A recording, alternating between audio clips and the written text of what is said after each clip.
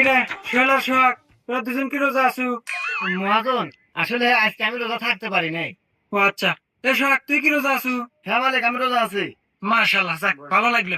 এই নে, এখানে 1000 টাকা আছে, কাম শেষে বাড়ির নাকি ইফতার নিয়ে যাইস। ঠিক আছে মালিক। আচ্ছা তাইলে দুইজন ভালোভাবে কাজ কর।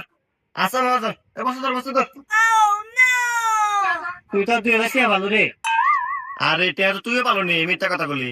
মিথ্যা কথা কছো? তার মানে তুই রোজা নাই? আরে না পাগল, আমি তো রোজা নাই।